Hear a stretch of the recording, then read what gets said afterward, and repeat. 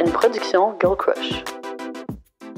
L'épisode d'aujourd'hui est présenté par notre commanditaire officiel, Floravie, qu'on adore. C'est une super belle entreprise d'ici, faite en collaboration avec des professionnels de la santé sexuelle pour votre bien-être et votre plaisir intime. Et aujourd'hui, je vous présente un produit pour les hommes parce que, oui, Floravie a une gamme complète de produits pour les hommes et leur bien-être. Et aujourd'hui, je vous présente le trio d'anneaux péniens. Si vous ne connaissez pas l'utilité des anneaux péniens, ça permet de maintenir une érection plus ferme en restreignant le flux sanguin dans le pénis et en ayant un trio d'anneaux avec différents formats, mais ça permet d'aller chercher vraiment quelque chose qui est confortable. On peut y aller soit progressivement avec des anneaux plus serrés ou plus lousses ou encore les combiner. Donc, par exemple, un anneau autour des testicules et un anneau à la base du pénis. Bref, c'est comme tous les produits Floravie, un produit de haute qualité avec un silicone qui est doux, qui est confortable, qui est hypoallergénique. Et vous pouvez les retrouver dans les grandes pharmacies, au Avril Supermarché Santé ou encore en ligne en utilisant notre code promo qui est LBALADO15 pour 15% de rabais. Et si vous voulez gagner la gamme complète de Floravie, on fait tirer une boîte par saison et ça va comprendre évidemment la gamme féminin et masculin. Donc, il y a beaucoup de produits à découvrir. Tout ce que vous avez à faire pour participer au concours, c'est de commenter votre moment préféré de l'épisode d'aujourd'hui et on va tirer une grande chanceuse ou un grand chanceux. Donc, sur ce, je vous souhaite un bon épisode et merci Floravie. Bienvenue dans votre safe space pour vous inspirer. Bienvenue à Elle, le balado.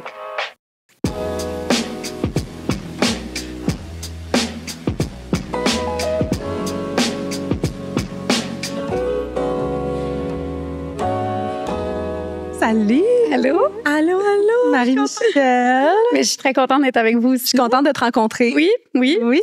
On aussi, en fait, on se parle juste via les réseaux. Ouais, exact. Je l'avais jamais vu en vrai. Moi non plus. Ouais. Puis là, on a travaillé fort pour faire cet épisode-là. Avant qu'un petit bébé qui arrive. Ah, il va être publié puis il va avoir un petit bébé. Voilà, exact. Elle va naître dans ce monde d'ici la publication. Oui. C'est la publication. Mais merci de t'être déplacée. Là, on le sait que tu viens pas d'à côté. Plaisir. Là. Ouais, je suis full contente. Là. J'avais hâte de parler de santé à matin et non de Renault. Absolument. Avant qu'on commence, on commence tout le temps l'épisode avec genre des petites questions brise-glace, comme Marie-Lou le dit si bien. Question rapide, réponse rapide. OK, parfait. Bonne, je te laisse commencer, Marie. Oui. Si tu pouvais inventer un médicament miracle, lequel serait-il? Oh mon Dieu, ben ça serait clairement un médicament pour guérir tous les cancers. Ah ouais, hein? Ouais. Bonne réponse. Oui, je suis d'accord. Si tu pouvais inviter n'importe quelle femme célèbre ou inspirante à dîner, qui choisirais-tu? Vivante ou décédée, là? Célèbre ou inspirant? Mm-hmm. Ben, j'aurais dit mes grands-mères, c'est bien sûr. Oh! Mais c'est Pas parce niaiseux du tout. qu'ils vivent pas, ils sont encore au Liban, puis j'y vois jamais. Puis là, avec tout ce qui se passe en ce moment au Middle East, c'est pas facile, mettons. Puis c'est pas facile de sentir qu'il n'y a pas de distance, même si, tu sais, je veux les appeler ou passer du temps virtuellement avec eux. C'est pas pareil que d'être en leur présence. Fait que ça serait elle, ouais. Ben, c'est la plus belle réponse. Ever. Si tu n'étais pas pharmacienne, quel autre métier ferais-tu? J'avais fortement considéré la musique, l'enseignement de la musique. Puis c'est une partie de moi qui a vraiment aidé à déterminer je suis qui comme personne, la musique. Fait que je pense que peut-être quelque chose dans le domaine musical. Ouais. Parce que est-ce que tu joues un instrument? Ouais, je joue du piano. Dans le fond, j'ai fait ma formation de piano classique quand j'étais jeune. Puis je chante aussi. Ben, je chantais. Je chante moins maintenant. Ah, wow! Ouais. Oh, on aurait dû savoir ça d'avance. On aurait pu faire un petit spectacle. On aurait pu. Oh mon Dieu, non! Je suis contente. Ben enceinte, en plus le diaphragme ben pogné. C'est ça. Dernière question et non la moindre. Tu as le droit d'avoir un petit temps de réflexion. Là. Okay. La question qu'on te pose le plus souvent en pharmacie. Ben, j'en ai deux qui me viennent en tête. La première, c'est quoi la différence entre, mettons, les médicaments génériques puis les médicaments originaux? Fait que, tu sais, Je sais que c'est une question qui revient vraiment souvent. Puis l'autre, c'est vraiment niaiseux, mais les gens, souvent, ils viennent au comptoir avec 2 produits, puis ils me demandent quel est meilleur, là. Genre vraiment comme si, ouais, comme si des fois, il y en a qui sont meilleurs ou pas, puis des fois, ça me prend vraiment comme 3 secondes à dire, ça, achetez pas ça vaut pas la peine, ou des fois, ça me prend comme 10 minutes à analyser le dossier de la personne parce que je suis comme, ça dépend de vos conditions de santé, ça dépend des médicaments que vous prenez, ça dépend de tellement d'affaires, tu sais. Mais les gens, ils voient tellement ça comme une question banale, genre, voici 2 produits, dis-moi, pointe-moi lequel, puis je suis comme, non, c'est pas comme ça que ça marche, là. Fait que je dirais que ça, c'est les 2 questions que je reçois le plus fréquemment, ouais. Là, ça me fait rire parce qu'on a commencé dans nos questions à rafale, mais on n'a pas dit au début que Marie, t'étais pharmacienne. On gardait le punch. On garde le punch, mesdames et messieurs. On gardait le punch, puis moi, je voulais savoir c'était quoi le rôle d'une pharmacienne. Fait que, tu sais, bon, parfait. Avec, là. Avant que tu nous dises le rôle, tu veux-tu nous présenter un peu t'es qui? Ben oui. Ben c'est ça fait 8 ans que je suis pharmacienne. J'ai eu mon diplôme, dans le fond, mon doctorat de premier cycle en pharmacie de l'Université de Montréal. Puis après ça, j'ai fait vraiment beaucoup de milieux. Dans le fond, j'ai travaillé en pharmacie qu'on appelle la pharmacie communautaire. Dans le fond, c'est les pharmacies là, que vous allez chercher vos médicaments. Ça s'appelle la pharmacie communautaire. J'ai travaillé aussi en groupe de médecine familiale, en GMF. Fait qu'il y a des postes de pharmaciens dans les GMF pour faire des consultations avec des patients qui ont peut-être des dossiers un peu plus complexes ou quand les médecins ont besoin d'aide pour répondre à des questions. Mettons, ils sont face à un problème, ils ne savent pas comment gérer, mettons, la situation. Ils vont venir nous voir pour des conseils. Fait que j'ai fait ça aussi.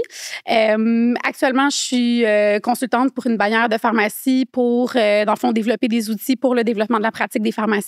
Puis pour les patients aussi, fait que des outils concrets sur comment, des conseils santé, si on veut, sur comment bien gérer leur santé et tout. Fait que c'est ça. Puis sur les réseaux, ben, je fais un peu de vulgarisation scientifique quand j'ai le temps. Là. Je suis pas très active depuis ma grossesse. Mais non, moi, je te trouve full active. Moins qu'avant, mais en tout cas, je fais ça quand j'ai le temps.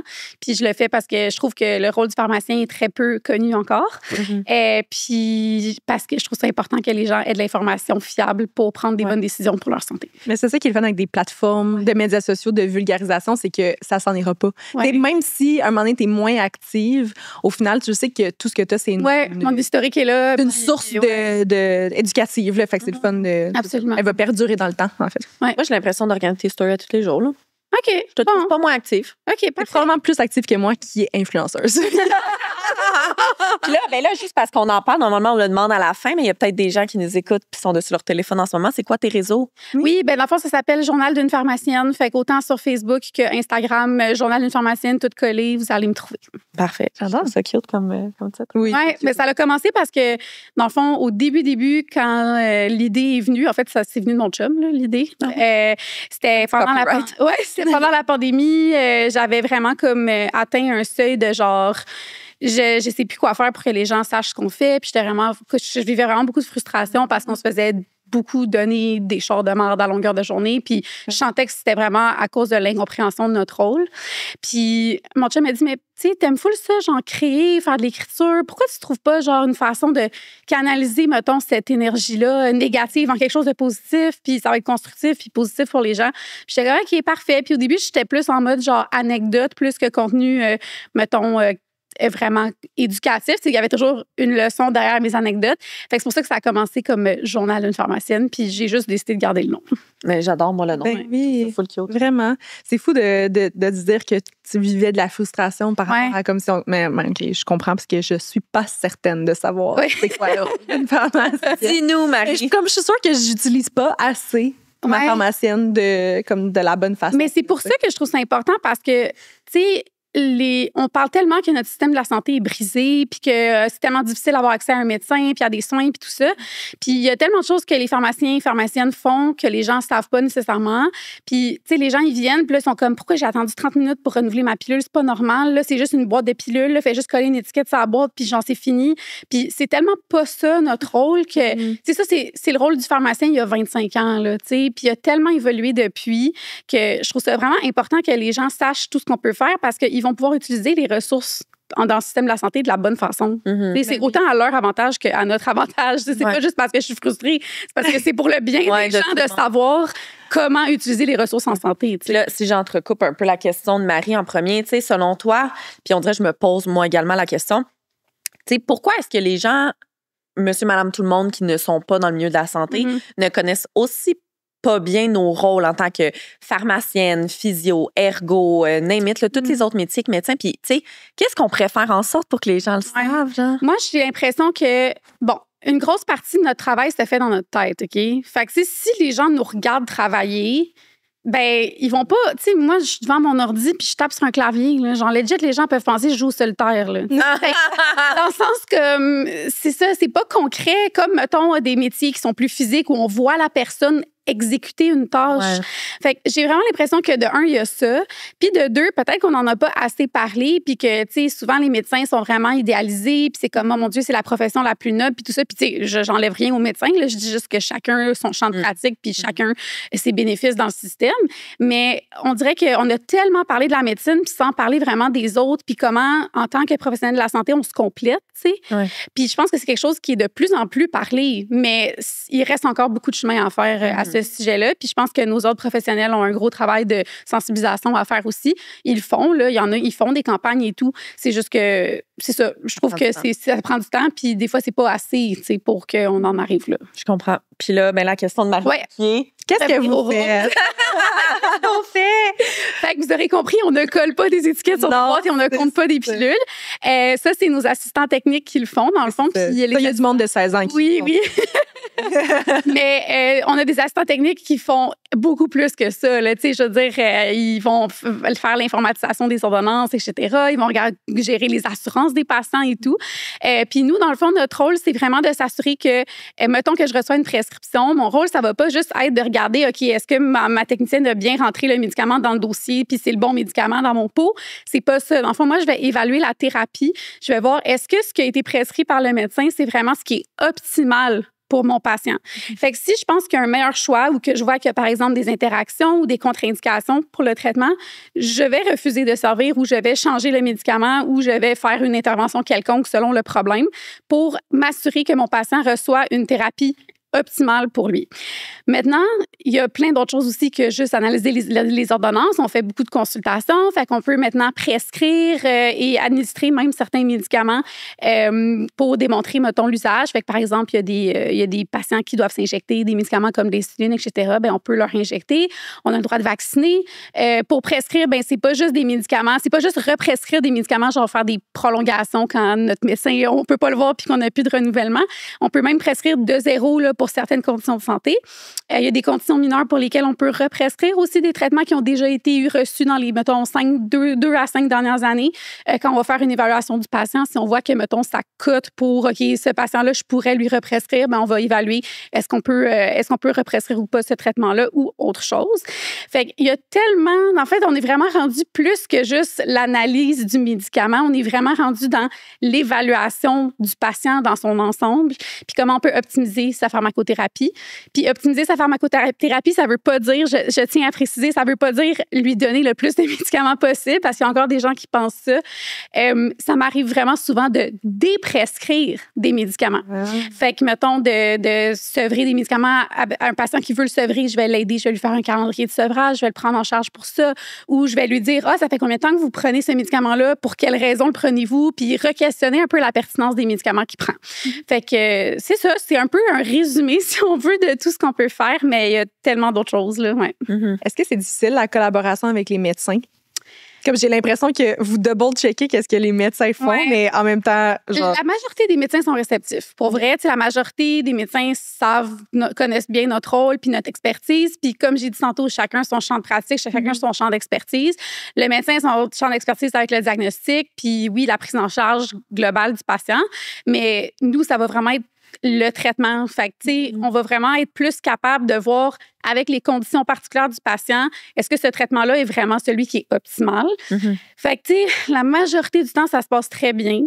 Maintenant, est-ce que ça m'arrive qu'un médecin me dise, je sais ce que je fais, pourquoi non, je veux que ce soit tel que prescrit, puis tout, ça arrive. Fait que oui, j'ai des confrontations, c'est pas tous les jours, puis c'est pas la majorité du temps.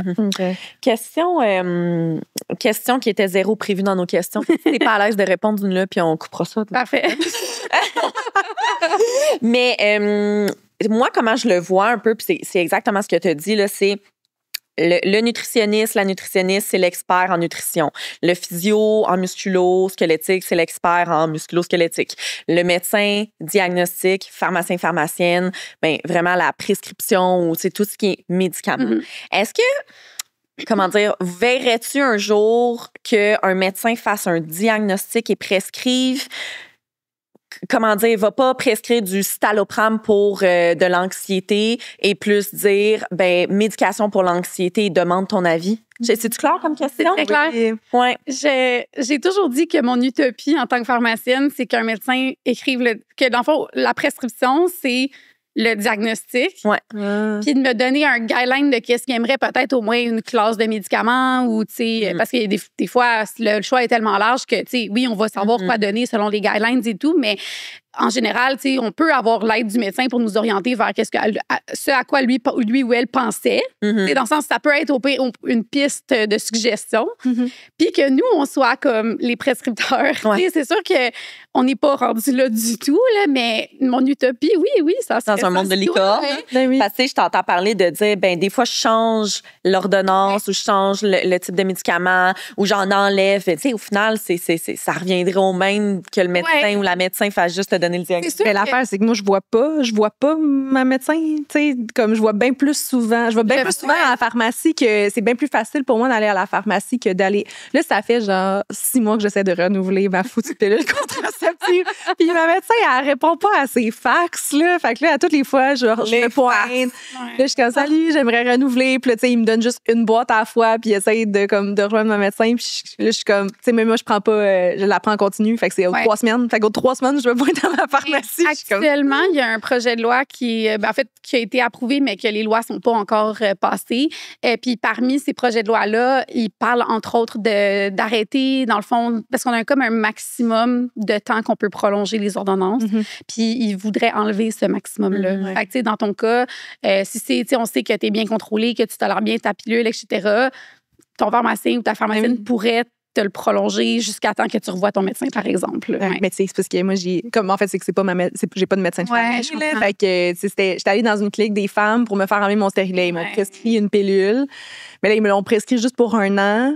Fait que là, après 1 an, finalement, on a réussi à lui dire de renouveler encore pour 1 an. Mais là, elle est comme, tu sais, injoignable. Je suis juste comme, c'est gossant. Genre, ça va bien. On peut-tu juste. Ben, en tout cas, bonjour. Que dans les prochains mois, on le souhaite, de cette nouvelle loi, puis qu'ils vont pouvoir te le prolonger vitam aeternam. Je pense que ça ferait du sens. Je suis comme, je sais pas, cette utopie-là, mais fait du sens pour moi aussi.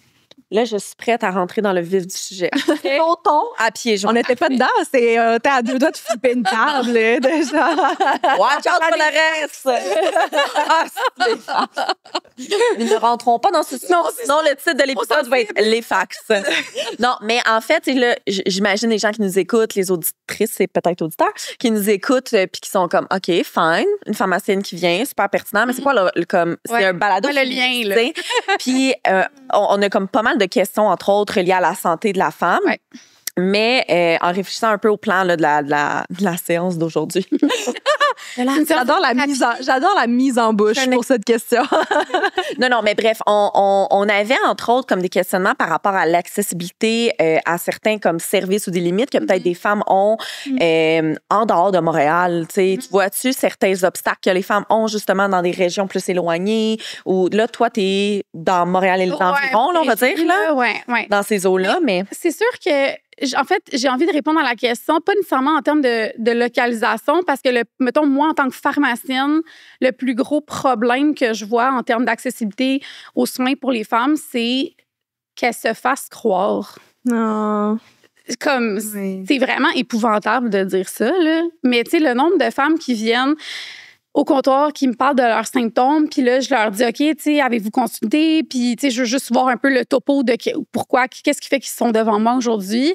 Puis, ça arrive tellement souvent qu'ils me disent, ben oui, j'ai déjà consulté, mais tu sais, on m'a dit que c'était normal, ou on m'a dit que, ben, de prendre des Advil, genre, ou, tu sais, comme, j'ai tellement l'impression que c'est facile que la douleur des femmes se fasse, ou la souffrance des femmes se fasse invalider, que je pense que c'est vraiment juste le plus gros obstacle en termes d'équité, en accessibilité aux soins. Puis, malheureusement, j'ai pas regardé les statistiques ou les données, là, mais j'ai vraiment l'impression que, mettons, le temps d'arriver à un traitement optimal pour une femme, dans certains contextes, serait vraiment plus long que si un homme se présentait avec les mêmes symptômes, tu sais, juste parce que la douleur est banalisée ou normalisée. Puis, tu sais, je pense à des exemples, entre autres, que, mettons, une femme qui vient me voir qui me dit OK, j'ai une prescription pour une insertion de stérilet, puis là, j'essaie de voir s'ils se sont fait expliquer un peu que, tu sais, ça risque d'être douloureux, puis que ça se peut que ça dure plusieurs semaines, voire mois, les crampes, puis tout ça. Puis ils sont comme ah non, on m'a dit de prendre 2 Tylenol 1 heure avant, genre, puis comme dit que j'ai pas besoin d'être accompagnée. Puis je suis comme ouais, genre, non. Ouais. Comme, tu sais, fait il y a vraiment des aberrations pour moi comme ça qui font en sorte que les iniquités entre les soins chez les hommes et les femmes sont vraiment encore très présentes. Là. Ouais. As-tu un rôle à jouer là-dedans? T'sais? Est-ce que tu es capable des fois d'avoir un impact? Ouais, je sais même pas c'est quoi ma question. Là. Ben, moi, j'ai l'impression qu'en tant que pharmacien, on écoute beaucoup nos patients et nos patientes.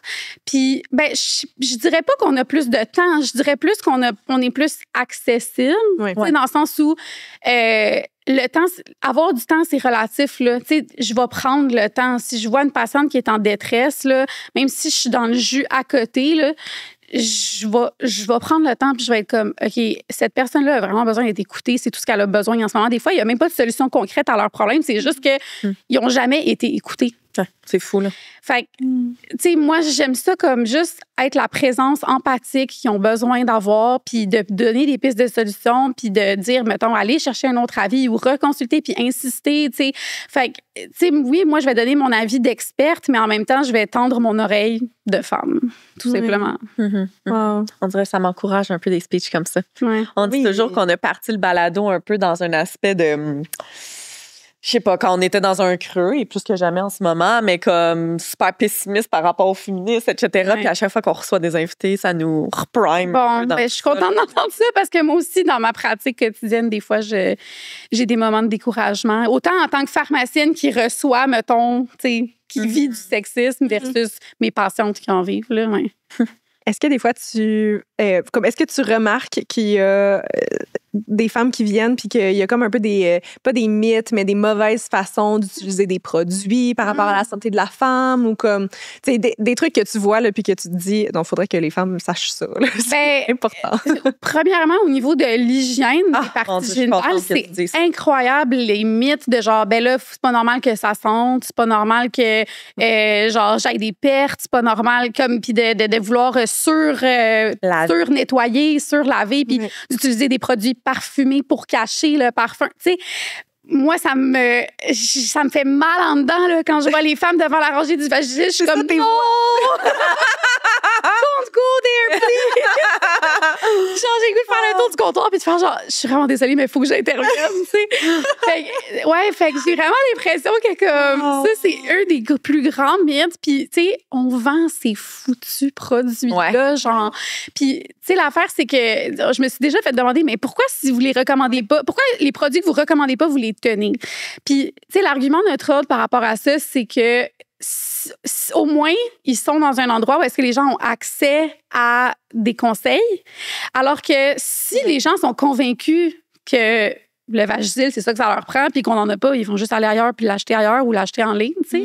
Fait qu'il y a comme cette espèce de proximité avec le professionnel de la santé qui fait en sorte qu'il y a peut-être un peu plus un contrôle ou une surveillance. Pas un contrôle dans le sens où on veut empêcher les gens de faire ce qu'ils veulent, mais dans le sens... genre, tu mets pas de la cocaïne sur tes tablettes, là, genre... Ouais, on dirait que moi, ça me donne un faux ça sentiment de vie. Justement, je comprends. C'est le contraire. Ça donne un faux sentiment. Je suis d'accord que c'est comme un argument à double tranchant dans le sens où c'est comme, ben si c'est à la pharmacie, c'est que c'est endossé par la pharmacie. Je comprends vraiment pour vrai. Là. Puis je dis pas que cet argument-là, je le trouve béton. Là. Je dis juste que comme au final, c'est pas toujours les pharmaciens propriétaires qui choisissent ce qu'ils ont sur leur tablette.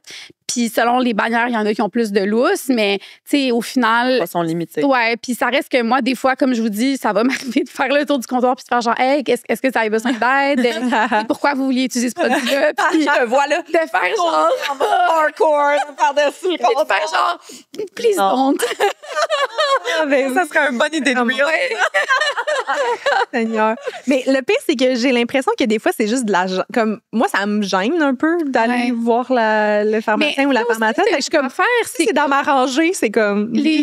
Comme les gens qui me disent, mais pourquoi la rangée des condoms, c'est tout le temps devant, genre, le comptoir du pharmacien? Puis je suis comme, mais c'est tellement pas gênant pour nous, là. Vous pensez, tu sais, parce que vous êtes comme, OK, c'est un peu tabou, là. Je veux pas que les gens me voient acheter mes produits, tu sais, de santé sexuelle, mais genre, nous, on est juste contents que les gens viennent acheter des condoms, là, comme tu vois pas quelqu'un d'arranger des condoms puis tu dis à toutes tes collègues, c'est ça. C'est mon gérant qui a acheté des condoms. Bravo, cette personne a un comportement responsable et se protège contre les ITSS. Genre, tu sais, c'est ça qui me passe en tête, là. Ou en fait, il y a rien qui me passe en tête. Ah ouais? C'est trop dans le jus, de toute façon. J'ai d'autres choses à faire, là. Non, mais moi, je dis toujours, parce que ça m'est déjà arrivé d'acheter des tests de grossesse. Ouais. Puis je dis, il y a 2 façons dans la vie d'acheter un test de grossesse. Ah ouais. Soit que tu le slides avec genre quelques autres items en espérant que ça n'est pas remarqué, ou tu l'achètes avec un grand sourire puis t'es un peu genre, on croise les doigts. Je sais, comme, t'es contente d'acheter ton test. J'adore. Mais même moi, j'ai déjà faké ça. Ah ouais? J'étais un peu en train de suer, genre, en train de prendre mon pouls. Mais je suis comme, yeah! Mais même moi, quand j'étais allée acheter mes tests de grossesse pour ma grossesse actuelle, là, j'étais comme un peu... Oh mon Dieu, c'est genre la première fois que comme j'achète. Puis j'étais genre, je regardais fou la réaction de la caissière, puis tu sais, puis j'étais comme, on s'en fout tellement, là, mais pourquoi en ce moment je vis ça? Est-ce que la personne a l'impression que je vis une grossesse de... Ouais, désirée, genre, qu'elle pense, genre. On s'en fout tellement, là, en tout cas. C'est genre le 20e qu'avant dans la journée. Ah ouais. C'est ça. Ou pilule du lendemain. Ouais. Ça, On fait ça tout de suite. ça, c'est gênant. S'il vous plaît, parce que ça, c'est gênant. Moi, j'aimerais poser la question. Puis pour vrai, honnêtement, je le sais pas tant. Là, mettons, on va dire demain, j'avais une relation sexuelle avec mon Moi, je sais rien sur la pilule de la pilule. Mais moi, je sais comme pas beaucoup non plus. Là. Non. Demain, je fais l'amour avec mon chum, le condom brise, on ne veut pas d'enfant en ce moment. Et là, je suis comme, plan B, qui est la pilule du lendemain. Mm-hmm. Moi, ce que je ferais, j'irais à la pharmacie puis j'expliquerais un peu la situation au pharmacien ou à la pharmacienne. Hein, c'est la bonne pratique. T'as pas le choix, en fait. T'es obligé de rencontrer. Fait que ça, c'est un excellent. T'assois dans le bureau, tu réponds à des questions. T'assois dans le bureau. Tu ouvres la porte, tu rentres, tu t'assois, tu dis bon, j'attends le pharmacien. Non, c'est pas vrai. Mais honnêtement, oui, en fait, il faut être en personne. Il faut que la femme ou la personne qui demande la contraception orale d'urgence, fait qu'on l'appelle, on l'appelle pas pilule du lendemain juste parce que c'est pas vrai que c'est juste le lendemain. En fond, on peut la prendre. Fait que c'est le terme courant, c'est correct, là, mais dans le sens, nous, on l'appelle la contraception orale d'urgence ou coup pour le short, pour pas dire tout le temps ça. Fait que la coup, c'est ça. Dans le fond, il faut que la personne soit devant nous parce que, d'un, il faut avoir une consultation avec la personne. Puis, on veut pas que ce soit téléphonique parce qu'on veut, s'il y a possibilité d'agression sexuelle, on veut être capable de détecter si la personne est en détresse puis de la référer vers les bonnes ressources. Fait que légalement, il faut que la personne soit devant nous pour la consultation. Ça peut être avec ou sans partenaire. Il n'y a aucun problème. C'est drôle parce qu'il y a 2 semaines, il y a une jeune patiente qui est venue puis elle était avec son chum. Puis là, elle me regardait puis elle a dit est-ce qu'il faut qu'on soit toute seule? Puis là, j'étais comme, non, comme si toi, tu veux qu'il soit là, c'est correct. Puis elle était comme, OK, faut le soulager. Là. Elle était vraiment comme gênée de venir toute seule, de venir pour ça. Puis j'étais comme, il n'y a aucun stress. Puis tu sais, après la consultation, elle est sortie gros sourire, genre vraiment plus gênée. Puis j'étais comme, aujourd'hui, ça, c'est une belle chose qui m'est arrivée. C'est que la fille est ressortie en confiance, puis elle était plus genre toute pris gênée. Puis tout. Fait que c'est ça. Fait que premièrement, il faut être en personne. Puis deuxièmement, comment ça fonctionne, c'est que nous, on va évaluer beaucoup de choses, dont le délai depuis la relation sexuelle. Oui, qu'est-ce qui s'est passé? Parce que des fois, c'est un bris de contraception, pas physique comme le condom, mais un bris de contraception qu'on appelle, la contraception qu'on prend comme orale ou anovaginale ou timbre ou peu importe quel type de contraception. Fait que selon si la relation est à risque ou pas, parce que premièrement, il y en a qui viennent en pensant que parce qu'ils ont oublié un comprimé de pilule, sont à risque, mais c'est pas toujours le cas selon où on est dans notre cycle. Fait qu'on va premièrement évaluer si oui ou non, c'est ça, on est à risque. La relation est à risque de grossesse. Et ensuite de ça, on va évaluer, parce que maintenant, il n'y a plus juste le plan B. Dans le fond, le plan B qui est la marque que tout le monde connaît. Il existe 2 types de contraception orale d'urgence. Il existe le lévonorgestrel, qui est le plan B et plein d'autres marques, et l'ulipristal, qui est connu sous le nom de Ella. Fait qu'il y a ces 2 types de progestérone, tout simplement, qui vont agir un petit peu différemment. Puis, leur délai d'efficacité, l'efficacité maximale varie selon le délai depuis la relation sexuelle. Fait qu'on va pas te donner la même en fonction de la situation. Fait que c'est pour ça qu'on va poser plein de questions. Et d'ailleurs, c'est important de préciser que si on vous demande votre poids et votre grandeur, c'est pas parce qu'on est curieux, c'est vraiment parce que les études ont démontré qu'au-dessus d'un certain indice de masse corporelle, même si on sait tous que l'IMC ne sert plus à grand-chose. Mais malheureusement, les études sont faites avec l'IMC, non pas le poids. Qu'au-dessus d'un certain IMC, on perd une portion d'efficacité pour le lévonorgestrel. Le lipristal, ça peut aller un peu plus haut, dans le fond, en termes d'IMC. Fait que c'est pour ça qu'on va poser toutes ces questions-là qui peuvent sembler comme invasives. Là. Tu sais, au début, t'es comme, mais pourquoi tu me poses toutes ces questions-là? Pourquoi tu me demandes à quelle heure a eu lieu la relation? Tu sais, c'est un peu bizarre, là. Mais nous, c'est pour s'assurer que ce qu'on vous donne, c'est vraiment comme le choix optimal, dans le fond. Une fois, j'étais allée, puis je l'ai pris 2 fois dans ma vie. Une fois, c'était un vieux monsieur qui était comme vraiment pas fier de moi. Puis qui était comme, il faut vous protéger, ma petite dame. Là. Puis j'étais genre, oui. Puis l'autre fois, fun. J'ai vraiment détesté ça. Puis Zéro professionnel. La fois d'après, c'était genre une jeune étudiante de l'université, puis elle était genre, moi aussi, ça m'est déjà arrivé. Mais oui. Il faut qu'on arrête faut qu'on enlève le shame autour de ça. Là, comme peu importe c'est quoi la raison. Là, que tu te sois protégé puis que ça allait briser, que tu te sois pas protégé parce que tu es consciente des risques puis tu te protèges pas puis c'est correct. On est comme... on n'est pas là pour être moralisateur. Puis malheureusement, comme dans toute profession, il y en a qui vont l'être, il y en a qui vont être condescendants, il y en a qui vont pas se comporter de la bonne façon. Mais tu sais, majoritairement, on n'est vraiment pas là pour vous juger. On est là pour vous donner la meilleure solution à votre problème avec lequel vous vous présentez devant nous. Si votre problème, c'est je ne veux pas être enceinte, je ne veux pas une grossesse, ça serait non désiré dans mon cas, bien parfait, évaluons la situation, puis voici ce qu'on devrait faire. Puis tu sais, oui, on va peut-être glisser un mot ou deux si la personne ne s'est pas protégée. Moi, souvent, ce que je vais dire, c'est est-ce que c'est avec un partenaire stable ou pas? Puis avez-vous fait un dépistage récent pour les ITSS? Je vais juste poser la question en méthode exploratoire pour semer la graine pour que la personne fasse OK, ben tu sais, ouais, peut-être que je devrais faire un dépistage finalement. C'est pas en mode non, ma petite fille, t'es pas protégée. T'sais. Mais c'est complètement, tu sais, moi, je me mets. Oui, à ta place, là, mais ce pharmacien-là, là, il était zéro au courant des circonstances, puis surtout avec son attitude, si ça l'avait été à la suite d'une agression sexuelle. C'est ça, moi, le point de prévention des violences, parce que c'est vrai, genre, c'est comme, je me suis pas protégée. What if que je suis avec un partenaire qui est abusif, puis que, c'est forcé, ou que, comme, tu sais, le nombre de gars qui, il y en a plein, là, qui retirent le condom, genre, sans prévenir, ou comme, whatever, comme il y a tellement de situations où est-ce que c'est comme pas ta faute. C'était pas le cas dans mon Absolument. Je suis vraiment désolée que tu aies vécu ça. C'est vraiment horrible. Puis même moi, je l'ai déjà vécu comme en tant que pharmacienne qui est allée le chercher parce que j'avais oublié. Tu sais, oui, OK, ça m'arrive aussi d'oublier mon contraceptif. Ouais, c'est ça. Puis, je me sentais un peu comme cordonnier mal chaussé, là, tu sais, la pharmacienne qui oublie de prendre sa pilule. Puis, c'était un étudiant avec sa main de stage qui m'avait rencontrée. Puis, tu sais, j'avais dit que j'étais pharmacienne, puis tout. Puis, tu sais, la pharmacienne était un peu genre, mais comme vous le savez, que. Puis, j'étais comme, oui, OK, mais la vraie place, comme c'est ça, la vraie vie, c'est que, genre, il arrive des affaires, puis que ça arrive d'oublier. Mais oui, ça n'existerait pas sinon. C'est ça. Salut, c'est Catherine. Je veux vous parler de mon entreprise CLR Physio qui offre depuis peu son premier programme en ligne qui a trait à tout ce qui est la prévention des déchirures à l'accouchement. J'ai bâti ce programme, cette plateforme afin d'aider les femmes à reprendre contrôle, à les aider au niveau de leur santé périnéale et pelvienne. Sur ce premier programme, vous allez apprendre tout ce qui a trait à la poussée lors de l'accouchement, au massage, aux étirements en prénatal et bien plus encore. Je vous invite à consulter mon site internet clrphysio.com et sans plus tarder, retournons à l'épisode. C'est ça. Tu sais, là, t'as parlé, oui, on a parlé de la pilule. Ben là, j'appelle toujours ça. Ben, c'est correct, le lendemain. En même temps, j'aime ça que ce soit qu'on l'ait appelé la pilule du lendemain. Je sais que c'est pas vrai, mais je trouve qu'après ça, mettons, quand moi, j'étais une jeune adulte, dans ma tête, c'est la pilule du lendemain. Il faut que je le prenne le lendemain. C'est ça. C'est comme, le lendemain, il faut que je la prenne. Puis, tu sais, de me dire que je peux pas attendre, ben ça l'aide. C'est correct. Parce que, dans le fond, l'efficacité, dans le fond, des deux progestérones qu'on a pour ça, la première, celle du plan B, connu sous le nom de plan B, le lévonorgestrel.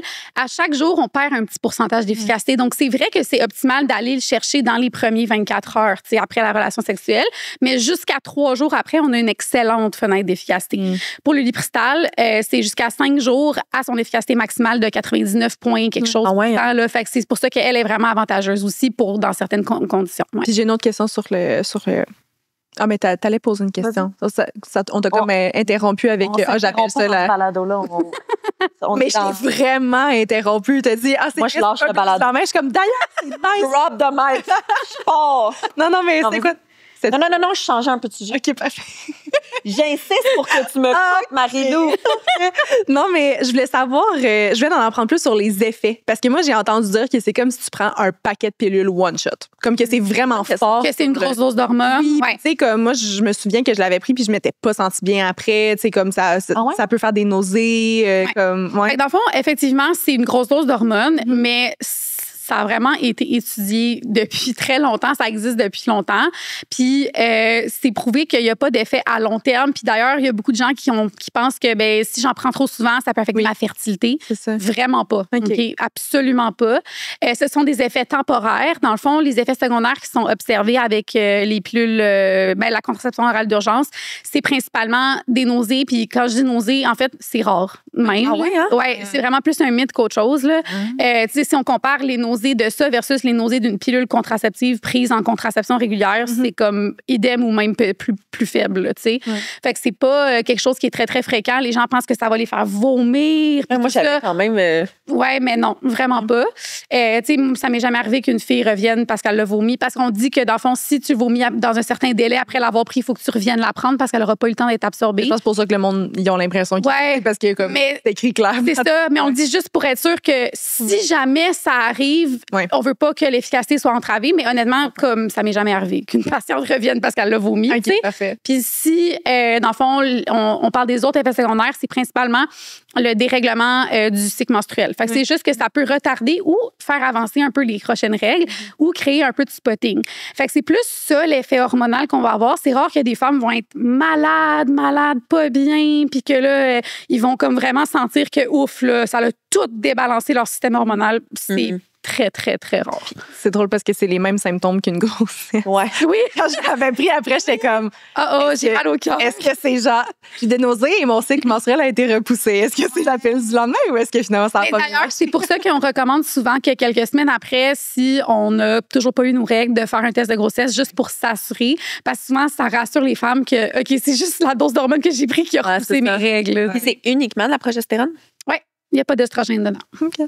Didn't know that. Puis là, en fait, ma question avec Marie-Lou me coupe. Tabarnak. Non. C'est juste non, que... mais en fait, moi aussi, j'avais une question. Non, je Non, je suis out for real. Puis vas-y, bon, non, je veux parler de santé sexuelle. Mais vas-y. Parler de santé sexuelle. Ben, j'attends juste ça. Parce que t'aimes pas le sujet. J'adore le sujet. Voir Reliap. Non. Oui. OK, non. C'est juste qu'on parlait de justement, là, tu disais... Je vais quand même me donner une fenêtre pour parler un peu de prévention des TSS et tout. Tu sais, c'est quoi le rôle d'une pharmacienne ou d'un pharmacien par rapport à la prévention des TSS? Puis en dehors d'une femme qui vient te voir pour un plan B ou pilule du lendemain, moi j'appelle ça comme ça. La COU. Ouais, la COU. J'ai commencé à appeler ça de même. La COU.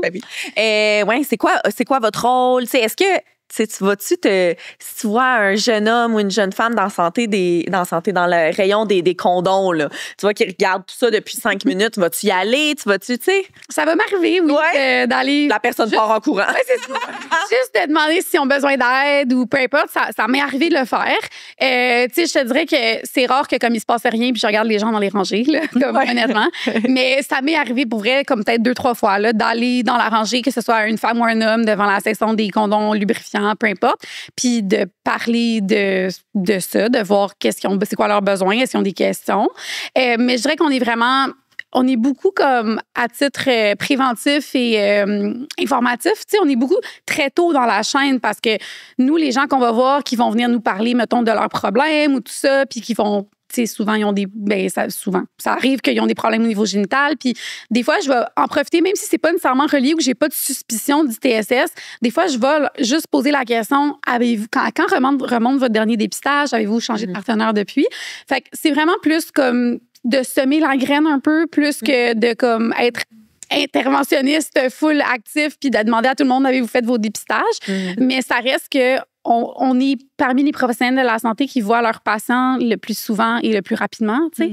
Fait que ça reste que je pense qu'on a quand même un rôle de vigie puis de saisir chaque petite opportunité, comme par exemple le monsieur dans la rangée des condoms qui est comme ça fait 5 minutes que je suis là. Ou comme ma fille qui vient, ma jeune fille qui vient me poser des questions sur sa flore vaginale, puis est-ce que j'ai besoin de prendre des probiotiques, puis ci, puis ça. Puis là, peut-être que oui, je vais en parler d'un dépistage du TSS. On a-tu besoin de prendre des probiotiques? Non. Si vous n'avez pas de problème, puis vous n'avez pas de... C'est une vraie question que j'ai. Parce que... Toutes les autres sont fausses. Toutes les autres, c'est pas vrai. C'est pas de vraies questions. La question la plus importante du balado. Les patientes que je vois, tu sais, je fais beaucoup de rééducation périnéale, donc beaucoup de santé féminine, etc. Tu sais, souvent, j'ai des patientes qui ont eu maintes et maintes vaginites au style cystite suivi d'une vaginite, suivi d'une cystite, infection urinaire vaginale, etc., etc. Probiotiques intravaginales. Fait que les études sont pas nécessairement décourageantes, mais elles sont pas nécessairement encourageantes non plus. OK? Moi, souvent, je vais recommander les probiotiques intravaginales. Plus, en fait, en général, c'est vraiment plus en termes d'infection de vaginose bactérienne qu'on a vraiment des bonnes données sur l'efficacité des probiotiques qu'en termes de vaginite. Mais honnêtement, c'est rare que je vais le recommander parce que souvent, il y a des mesures non pharmacologiques qui peuvent être appliquées, comme porter des sous-vêtements de coton.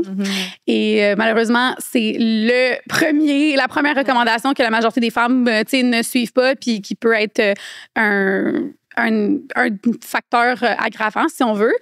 Puis il y a des femmes qui sont plus prédisposées que d'autres à en faire à récurrence. Puis souvent, les traitements, mettons, préventifs, ça va être des médicaments comme des antifongiques qu'on va prendre une capsule par semaine pour X semaines comme en prévention. Ça va être beaucoup plus efficace que de dépenser des gros dollars sur des probiotiques intravaginaux qui, au final, les études sont pas très, très claires encore mitigées sur leur efficacité. Je dis pas que je le recommande jamais, puis ça m'arrive de voir des prescriptions passer pour ça, mais c'est pas une méthode miracle que je recommande à toutes mes patientes. Ça, c'est sûr que non, c'est vraiment du cas par cas. Puis honnêtement, l'utilisation de produits parfumés dans la douche est vraiment un des... Aussi, à part les sous-vêtements de coton, là, une chose qui est facile à régler, mettons, c'est le parfum, puis l'alcool, puis les irritants dans les produits qu'on utilise. Puis souvent, les gens disent « Ouais, mais je l'utilise pas localement. Ouais, mais si tu laves tout ton corps avec, puis que ça coule avec l'eau sur ta région génitale, ça reste que tu as quand même un contact avec le parfum. » Fait que, tu sais, d'utiliser des savons non parfumés, même pour le reste de son corps, des shampoings non parfumés, etc., c'est des choses qui sont facilement changeables, qui peuvent améliorer la situation. Les bains avec des bains avec les bombes, le bain moussant, tout l'huile essentielle, exact. C'est le fun, les bombes de bain, par contre. Mais oui. C'est chiant, là, c'est pas fait pour nous. Mais j'aimerais ça que, comme, mettons, il y a des bombes de bain, mais que, comme, tu sais, pas parfumé nécessairement, juste pour faire juste la pour petite mousse. Oui, juste pour faire l'expérience. Je pense qu'on pourrait partir ça. Une autre entreprise, une autre business. Vite, là, juste au cas où, pour les gens qui n'ont malheureusement peut-être pas écouté l'épisode avec le docteur Joanie Groux, là, voudrais-tu juste nous démystifier vite, vaginite, vaginose? Oui, absolument. Fait que dans le fond, la vaginite, c'est un champignon qui va causer ça. Puis la vaginite, c'est des symptômes qui vont plus ressembler à des démangeaisons, de la rougeur, de l'enflure locale. Au niveau des lèvres, au niveau intravaginal aussi, on peut avoir des démangeaisons. Puis les pertes vont plus ressembler comme à du fromage cottage, là, épais, blanc. C'est pas comme visqueux, liquide, jaunâtre. Ça va vraiment plus être typique de la vaginose. Et la vaginose, qui le dit dans son nom, vaginose bactérienne, c'est pas un champignon, c'est vraiment une bactérie.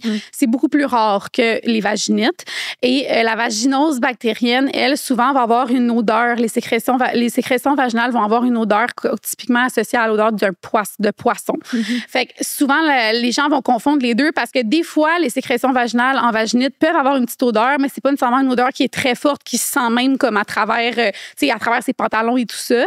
Versus la vaginose, en général, là, c'est assez incommodant. Les femmes se plaignent même que comme ils ont peur que les gens le sentent. Là. Fait que souvent, c'est plus fort. Puis aussi, c'est ça, il n'y a pas vraiment de démangeaison associée. En général, ça va plus être les pertes qui sont comme... C'est ça, plus abondante, jaunâtre et avec une mauvaise odeur. Puis ça se traite pas du tout de la même façon, évidemment, parce que c'est pas la même cause. La vaginite se traite par des antifongiques, que ce soit en crème, donc appliquée localement et intravaginale, ou que ce soit par des capsules orales d'antifongiques. Puis la vaginose bactérienne, ça prend vraiment un antibiotique là, pour la traiter. Puis là, moi, si j'ai ces symptômes-là d'une vaginite ou d'une vaginose, quand est-ce que j'ai besoin d'aller voir un médecin? Quand est-ce que pharmacie... En pharmacie, on a beaucoup de produits pour la vaginite là, sur les tablettes. Puis d'ailleurs, j'aimerais prendre le temps de préciser qu'il y en a vraiment beaucoup. Puis souvent, les femmes vont choisir celles que je ne recommanderais pas. Fait que souvent, les crèmes intravaginales, il y en a pour 1 jour, 3 jours ou 6 jours. On recommande, malheureusement, les femmes sont attirées à... Je comprends, là, moi aussi, je voudrais faire ça. Elles sont attirées vers le 1 ou 3 jours parce que comme ça va durer moins longtemps, c'est moins chiant, se foutre de la crème tous les jours. Mais la 6 jours est moins irritante puis elle est plus efficace en général que les 1 ou 3 jours. Fait que bon à savoir. Puis sinon, pour les vaginites en général, on peut traiter ça quand même bien en vente avec les produits en vente libre ou les capsules de fluconazole qu'on a derrière le comptoir qui sont un antifongique qui est sans prescription, disponible sans prescription, mais sous consultation du pharmacien. La vaginose bactérienne, malheureusement, on peut pas encore prescrire pour ça. Donc, tout ce qui est bactérien, antibiotique, on n'a pas le droit de les prescrire. Fait que ça prend vraiment une consultation médicale. En cas de doute, si on n'est pas trop sûr de nos symptômes, on demande une consultation avec son ou sa pharmacienne, puis la pharmacienne va tout simplement évaluer si on pense que oui, ça se traite comme une vaginite ou sinon, on réfère vers le médecin. Okay. Est-ce qu'il y a... j'ai pensé à ça tantôt, mais est-ce qu'il y a une tendance genre de santé qui te fait un peu rouler des yeux, là? Il y en a plusieurs. Comme un peu, quand on parle des mythes depuis tantôt. Je fais souvent des rants là, dans mes publications. Dans mes publications Instagram. Je dirais que, mettons, celle qui est la plus irritante pour moi, là, c'est la tendance de vouloir se médicamenter, même si c'est pas des médicaments, avec genre les vitamines, les probiotiques, les produits de santé naturels, les ci, les ça.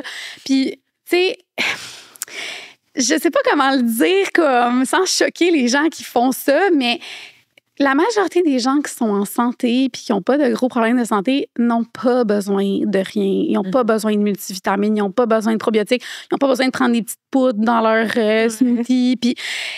Puis je comprends que les gens veulent faire ça parce qu'on est vraiment dans une ère bien-être, puis prendre soin de sa santé, puis tout ça. Puis c'est juste que ces compagnies-là, ils essaient juste de vous vendre leurs produits. Puis, tu sais, là, les gens vont me dire, t'es pharmacienne, toi aussi, t'essaies de vendre des médicaments. Non, mais comme, tu sais. Tu fais pas une cote à la fin de la journée sur les médicaments. Au final, moi, je suis payée à l'heure pour faire mon travail d'analyse, genre. Fait que, tu sais, bref. Mais c'est ça. C'est que on est vraiment dans une ère où est-ce que les médicaments, c'est genre méchant, mais les produits de santé naturelle, c'est très bon. Mais au final, comme, un est pas mieux que l'autre. Puis, prendre quelque chose pour rien, ça reste prendre quelque chose pour rien. Ouais. Autant au niveau financier, au niveau, ça sert à rien pour ton corps. Au niveau, tu vas juste finir par l'éliminer dans ton urine parce que t'en as pas besoin puis ton corps en a pas besoin. Fait que, tu sais, moi, le nombre de fois là, que quelqu'un vient au comptoir avec un produit puis me dit, hey, ça, je peux-tu prendre ça avec mes médicaments? Puis je suis comme, je fais pas juste répondre à la question, est-ce que je peux prendre ça avec mes médicaments? Je suis comme, mais pourquoi tu veux prendre ça? Puis là, ils me disent, tu sais, pour booster mon système immunitaire, ou on m'a dit que c'était bon de prendre des multivitamines. Puis là, je vais aller comme debunk les mythes, puis faire genre, au final, tu sais, ça se peut que la personne en ait vraiment besoin, mais c'est rare.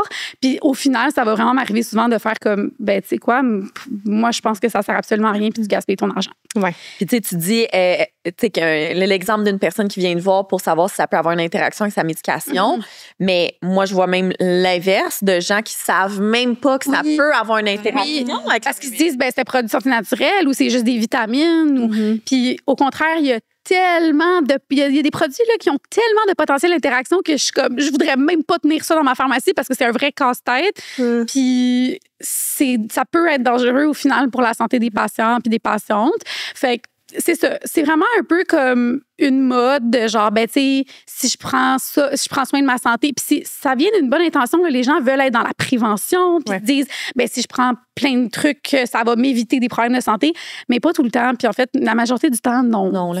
C'est drôle, ça me fait penser, it's been a while. Là. C'est avant que j'étais physio, j'avais eu à Noël un des livres du pharmacien. Oui. Puis dans un de ces livres, pour elle, genre, je reviens de loin dans ma tête, c'était genre Noël, là, comme des années.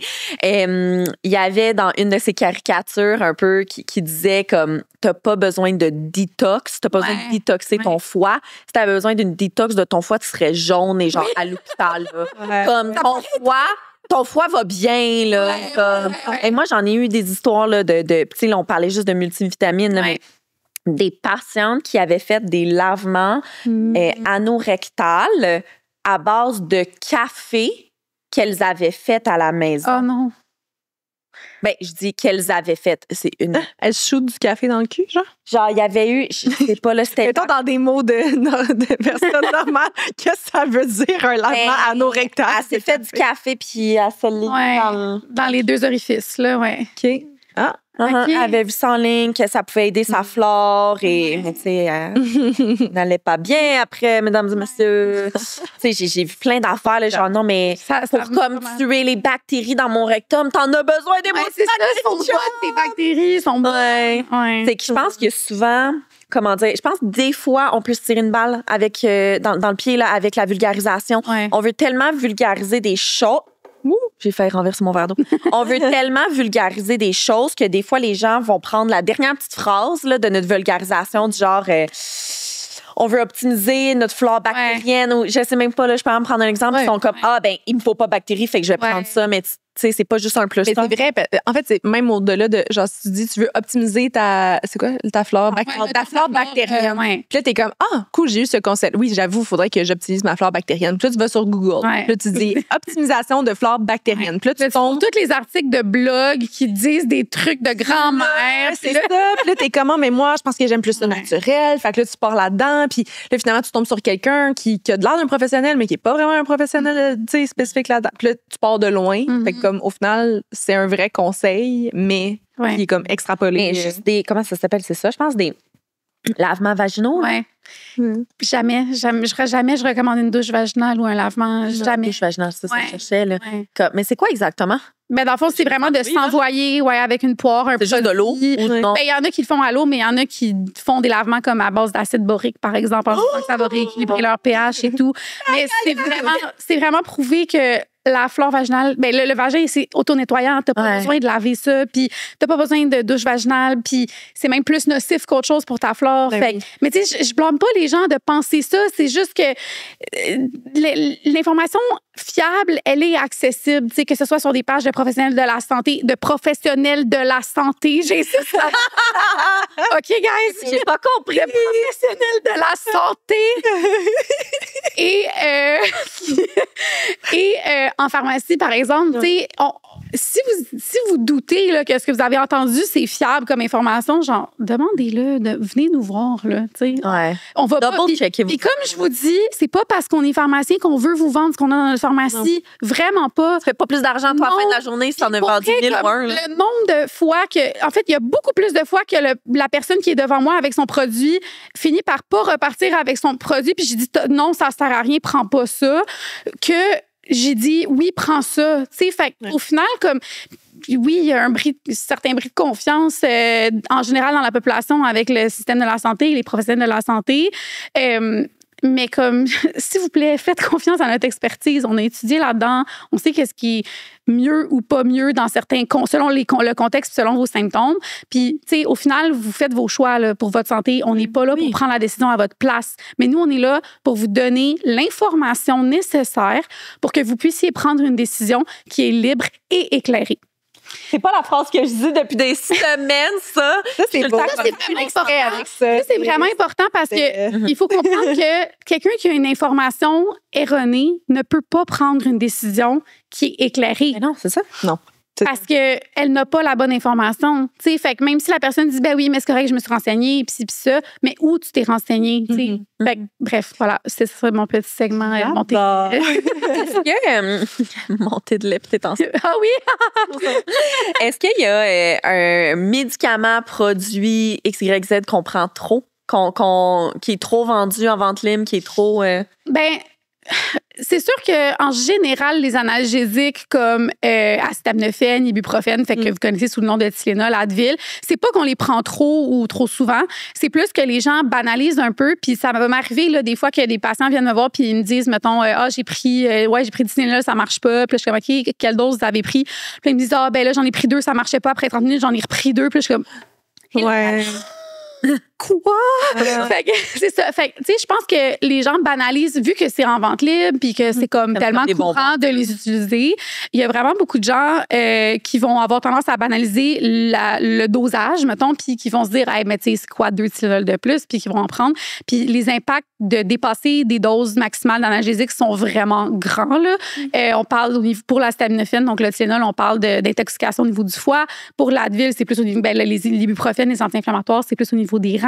Fait qu'il y a vraiment des vrais dommages graves qui peuvent arriver avec des surdosages. Fait que juste ça, c'est plus au niveau comme, pas en termes de quantité de consommation, de fréquence de consommation, c'est plus en termes de respecter la posologie. Okay. Sinon, mettons, t'en prends comme souvent, genre, pas comme trop à la fois, mais mettons, à tous les jours, parce que t'as des migraines. Dans le fond, il existe ce qu'on appelle mettons, si on parle de maux de tête ou de migraine en général, il existe ce qu'on appelle les céphalées rebonds. Fait que c'est, pas les céphalées rebonds, les céphalées d'origine médicamenteuse, les COM. Dans le fond, c'est quand on prend un analgésique trop souvent, ça fait en sorte que quand on le prend pas, ça nous crée un mal de tête. OK? Fait que oui, pour les maux de tête, en général, on va recommander pas plus que 10 jours par mois d'analgésique, surtout pour les patients migraineux, là, pour pas développer une céphalie d'origine médicamenteuse. Maintenant, c'est vraiment rare les gens qui en prennent à tous les jours. En général, on va le savoir, c'est des patients qui sont connus pour avoir des maux de tête ou des migraines. Fait que c'est rare qu'on se rend là. Mais oui, c'est sûr que si vous êtes rendu à en utiliser tous les jours, peut-être en parler à votre pharmacien, là. C'est sûr que j'en ai déjà pris plus que 10 fois dans le mois. Ouais, ben souvent, là. Est-ce que c'était pour des raisons différentes? Ben, mal de ventre, mal de tête. Au total, mettons, pour qu'on considère que ce soit vraiment dangereux, il faut que ce soit comme 10 fois pour le mal de tête. Pour développer la céphalie d'origine médicamenteuse. Souvent, les femmes qui ont leurs règles vont les prendre pendant 7 à 10 jours. Puis là, sont comme, là, j'ai dépassé mon 10 jours par mois. Mais non, c'est correct. Si on parle vraiment pour les maux de tête, là, ce danger-là en particulier. Sinon, l'autre médicament, les autres catégories de médicaments, je pense, qui sont très mal utilisés, c'est les médicaments pour le rhume et la grippe. Parce que c'est des produits qui sont combinés avec des multiples ingrédients. Puis souvent, les gens ne savent pas, mais ils prennent 2 produits, puis les 2 contiennent des ingrédients de la même classe ou littéralement le même ingrédient. Puis vu que c'est sous 2 formes différentes, ils sont comme, ils pensent pas à regarder. Fait que, mettons, des comprimés genre le Tylenol Rumesinus, qui contient un décongestionnant, un antihistaminique et le Tylenol. Puis ils vont prendre, mettons, un sirop qui contient aussi de l'acétaminophène, puis un fait ils s'en rendent pas compte, puis ils combinent, puis là, il y a encore une fois des risques de surdosage. Fait que ça, là, les médicaments pour rhume, grippe, tout ça, là, faites attention, il y a vraiment, vraiment souvent des ingrédients combinés, puis c'est très facile de se ramasser à prendre plus qu'une fois le même médicament.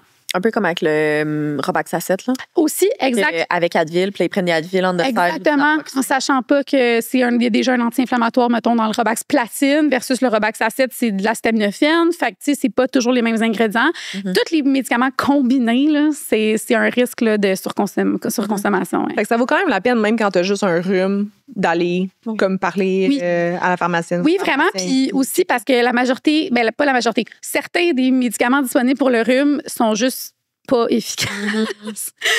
Fait que, tu sais, au lieu de gaspiller votre argent dans un sirop comme, tu sais, souvent c'est plate, là, parce qu'on va juste se faire dire comme, bois beaucoup d'eau puis fais ton hygiène nasale. Puis les gens sont comme, mais c'est pas ça que je veux une pilule qui règle mon problème. Mais, tu sais, souvent, les gens vont gaspiller leur argent sur des produits où je vais leur recommander un produit alternatif qui contient moins d'ingrédients, mais que ces ingrédients-là, je sais qu'ils vont soulager leurs symptômes, puis le reste, c'est des ingrédients superflus. Là, Moi, j'aime tellement prendre du sirop, en plus, quand je suis malade. Genre, mettons du Buckley, là. Mais c'est quel que je place? C'est bâclé? Mon chum, il est genre ça marche. dégueulasse. Je me sens bien dès que je l'ingère. Le placebo all the way. Mais tu sais, c'est aussi l'effet, en fait, de déglutir un liquide qui est comme sirupeux, etc. Siroteux? Ouais. Je prends juste du miel. Bref. Genre. Fait que c'est ça. Au final, genre, prendre du miel ou mettre Bien dépensé du miel, Ben oui. mettre du miel dans l'eau tiède, là, comme ça va revenir à peu près au même pour la grande majorité des Moi, je me fais péter mes ballons là, avec ce balado. Là, on a reçu les nutritionnistes qui étaient comme Catherine, tes multivitamines ont peut-être des genre des fesses, là, littéralement, caca dedans. Je dis, c'est vrai. My cry, mon chum, mais genre, tes multivitamines sont dans la poubelle. Je suis comme, ouais, je mange du caca depuis des mois. mais d'ailleurs, si tes multivitamines sont dans la poubelle, rapportez à la pharmacie la prochaine fois, pas dans les poubelles. Les They're already gone in the truck. Oui, parce que ça se ramasse dans l'environnement après, puis ça peut être nocif pour l'environnement.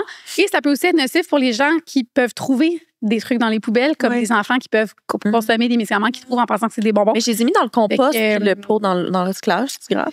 Ouais, non, il faut pas que ça s'en aille au compost. Et comme je les ai jetés, jette les pas, je les ai mis dans le recyclage. Non, mais jette les pas. Mais dans le compost. Comme compostage. Still no. C'est correct. Ah, tu peux les rapporter à la pharmacie. Oui, vous les rapportez. Puis nous, on a un processus de destruction sécuritaire des médicaments, dans le fond, pour pas que ça se retrouve. Je savais pas médicaments, multivitamines. Je sais, mais même produits naturels, vitamines, c'est mieux de les rapporter à la pharmacie. OK. Bon segment. Ouais. J'aime ça. Est-ce qu'on parle brièvement contraception? Oui. Moi, je veux savoir, je suis une femme de 15 ans et une jeune fille. J'aime la mise en situation. Ouais, je suis une jeune fille de 15 ans. J'ai un partenaire stable depuis 1 an. Nous désirons avoir des premiers rapports sexuels. OK. Et j'ai très peur d'être enceinte. Oui. Okay, donc, nous allons utiliser le condom, mais j'aimerais également avoir une contraception pour moi. Oui, c'est correct. J'envisage la pilule. Est-ce que Parfait. tu peux me la prescrire? Oui. Ah, ouais? Ah oui? Oui. Ah oui, c'est vrai. Ben, à l'école, c'est des petites vignettes comme ça qu'on a normalement. Oui, mais c'est ça. Oui, même chose. Là. C'est genre dans un pop quiz Marie. Là. OK, parfait. Donc, bonjour. Ça me fait plaisir de se retrouver. Moi, c'est Marie-Michel, je suis pharmacienne. Fait que oui, dans le fond, on peut prescrire la contraception pour les femmes de 14 ans et plus, dans le fond. Il me semble. Oui. Puis, c'est ça. Dans le fond, pour la prescription, comment ça fonctionne? C'est qu'on peut prescrire une méthode pour 6 mois initialement. Puis si c'est bien toléré puis que ça se passe bien, la patiente est satisfaite de sa méthode, on peut reprolonger pour un autre 6 mois si la personne n'a pas eu la chance d'avoir une consultation médicale pour avoir une prescription. Maintenant, ça veut dire que stérilet, ou pas injection, mais implant sous-cutané, on peut pas les prescrire parce que leur durée de vie, c'est plus que 6 mois. Fait qu'on peut prescrire la pilule orale, on peut prescrire le timbre ou l'anneau vaginal, par exemple, ou les injections de progestérone. Fait que ça, on a quand même plusieurs méthodes qu'on peut prescrire, puis éventuellement, ça se peut qu'on ait plus de limites non plus avec le projet de loi qui s'en vient. Fait que oui, on peut prescrire plusieurs choses, sous consultation toujours et selon certaines conditions. C'est-à-dire que si la personne a certains problèmes comme des problèmes cardiaques ou des risques à sa santé qui font que combiné à la contraception, on peut augmenter ces risques-là. Fait que risque thromboembolique, donc de caillots ou risque de cancer, par exemple. Bien là, on va devoir vraiment référer pour avoir une consultation médicale d'abord pour avoir une évaluation un peu plus poussée. Mais règle générale, tu sais, une jeune fille en santé qui veut commencer sa contraception, oui, on va pouvoir lui débuter sa contraception. Je savais pas ça. Et ça, c'est à tout âge.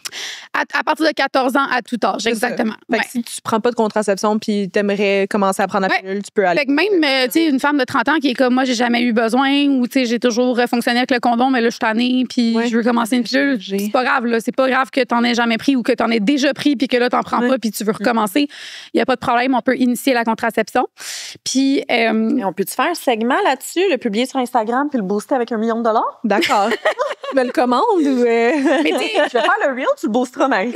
Mais c'est vrai que les gens savent pas ça. Puis, souvent, ils sont comme, là, il faut que je trouve un médecin pour pouvoir me faire prescrire une contraception, mais non, pas nécessairement. Est-ce que toutes les pilules, vous pouvez les prescrire? Fait que oui, pilule orale, on peut toutes les prescrire. Jusqu'à la cylindre? Oui, absolument. Non, fait non, mais moi, j'étais allée consulter, voir une infirmière, puis elle était comme, je peux tout te prescrire sauf la cylindre. J'étais comme, Ouais, dans le ZAC réservé, vu que c'était une nouvelle pilule. Ah, elle faisait pas Elle partie pouvait encore. pas la céline ni l'implant. Ouais. OK. Non, nous, c'est vraiment, dans le fond, toutes les pilules, que ce soit, dans le fond, il y a 2 types de pilules orales. Il y a les pilules combinées qu'on appelle, fait qu'œstrogène combiné à progestérone. Puis pour certaines patientes, on va aller plus vers la progestérone seule. Donc, la céline en fait partie, Micronor, etc., que vous connaissez plus. Fait que c'est ça. Fait que oui, on peut prescrire autant combiné que progestérone seule. J'ai pris un freaking rendez-vous privé, j'ai payé 100 $. On me fait prescrire absolument rien. J'avais un autre problème, là. Bon. Mais deux fois au privé. J'avais pas de médecin de famille. Mon premier rendez-vous Mais était le 9 décembre. Mais c'est un médecin que tu as rencontré? Une médecin? Non, c'est une infirmière. Ah, OK. Dans une clinique Interesting. d'infirmières. Ouais. Praticien. Ouais. Je sais pas si mais anyways, bref, tout ça pour dire que j'aurais pu juste aller à la coin de pharmacie. rue, à mon ma pharmacienne. Oui. C'est pour ça que c'est important de savoir ce qu'on peut faire. Est-ce qu'il y a une pilule contraceptive qui s'en vient pour les hommes? Ben, il y a des études en cours. Oui. Il y en a je pense plein. que ça s'est même rendu au stade humain, là, mais elle n'est pas disponible et approuvée encore. Là, mais il y a des études en cours, oui. Mais c'est long, hein? Ouais, c'est vraiment long. Ouais. Admettons, du haut des choses que tu ne dois pas savoir, tu penses que ça pourrait arriver dans combien de temps? Et moi, je pense encore des années. Là. Moi, je suis comme On a fait un épisode de mon émission Sexe et Techno là-dessus. Ouais. Et on avait été rencontrer comme une équipe qui travaillait. Ouais. Puis tout, mais tu sais, je pense qu'il y a plusieurs projets, comme plusieurs bonnes options, plusieurs projets de différents types.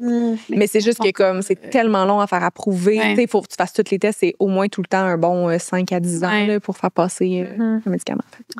Moi, j'ai envie de faire une autre petite vignette clinique. Est-ce que tu es prête? Oui. Oui. Qui es-tu maintenant? Je m'appelle Vignette clinique. Oui, c'est nos petites mises en situation. Oui, c'est ça. Moi, je sais pas comment ça s'appelle. Je suis comme Je m'appelle Adèle. J'ai Adèle. 29 ans. Cute, Adèle. Et je viens de faire un test de grossesse puis je suis enceinte. Ouais. Qu'est-ce que je devrais faire? Je devrais prendre l'acide folique? J'en ai pas pris. En ce moment, je prends du citalopram pour des symptômes d'anxiété. Est-ce que je peux le continuer? C'est J'ai tout lu ça, sur c'est quoi? ChatGPT que je pouvais pas. Mettons des gens qui prennent de la médication, soit pour l'anxiété ou dépression, c'est des antidépresseurs au final. Ouais. C'est une question que moi, j'ai beaucoup avec mes patientes qui me posent ça. Puis je suis comme, allez voir votre... J'aime vraiment ta vignette. Elle est fun, clinique, hein? Ouais. Fait que là, qu'est-ce que je Parce qu'il y fais? a Qu'est-ce plein que de je fais avec mon choses. antidépresseur? Voilà. Vitamine. Fait que- Ouh. OK, on va y aller par... je vais compartimentaliser ta vignette clinique. Pour commencer... T'es évalué en passant. Oui, oui je t'ai évalué, évalué, parfait. Une chance, j'ai étudié en soirée. Elle, jusqu'à hier soir, le tard. Fait que premièrement, la supplémentation vitaminique en périnatalité. Fait que pour les femmes qui désirent tomber enceinte, on peut prescrire des multivitamines et ou l'acide folique. Je vais préciser plus tard quand est-ce qu'on fait un ou l'autre. Pendant la grossesse et pendant l'allaitement, parce que c'est même recommandé de le poursuivre pendant la durée de l'allaitement.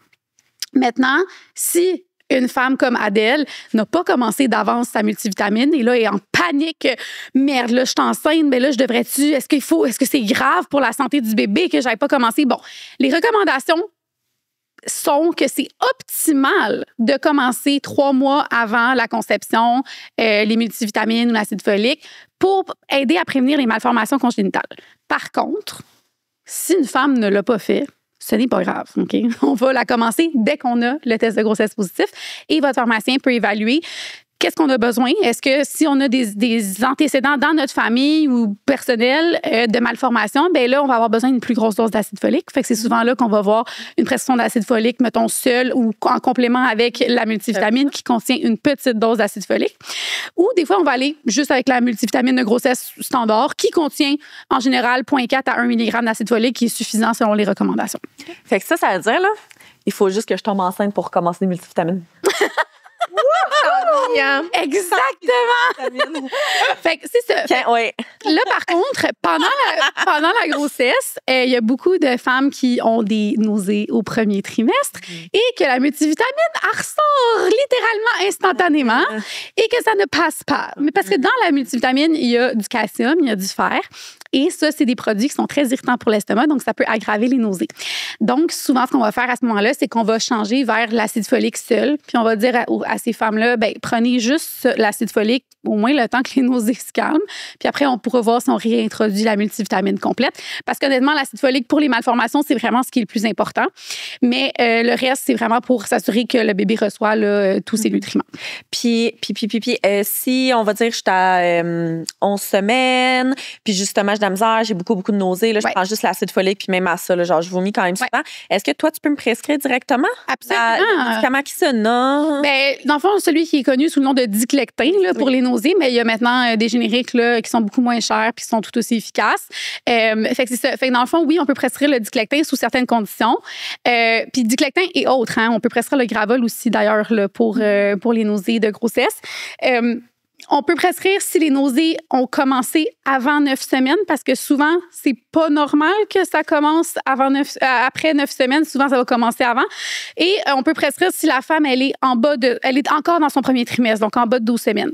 Si elle a dépassé ce stade-là, on va devoir référer pour une investigation de est-ce que c'est normal qu'elle ait encore des nausées et tout. Mm-hmm. Mais, tu sais, souvent, le cas typique, c'est la femme qui vient d'apprendre à être enceinte, il y a comme une semaine ou deux, là, les nausées commencent, là, genre, merde, mon premier suivi, c'est juste à 10-12 semaines, là, je vais pas attendre un mois. On peut prescrire, là, dans la grande majorité des cas, les médicaments pour les nausées de grossesse. Mm-hmm. Ouais. Cool. Puis antidépresseurs? Oui, fait que la prochaine... Antidépresseurs ou en fait, là, j'ai pris ça comme exemple. Ouais, médicaments en général. Mettons un TDAH. Mais tu sais, parce qu'honnêtement, c'est vraiment, là, tu sais, chez les femmes de notre âge qui tombent enceintes, en général, c'est vraiment comme une des classes de médicaments les plus fréquemment prises, là, c'est les antidépresseurs.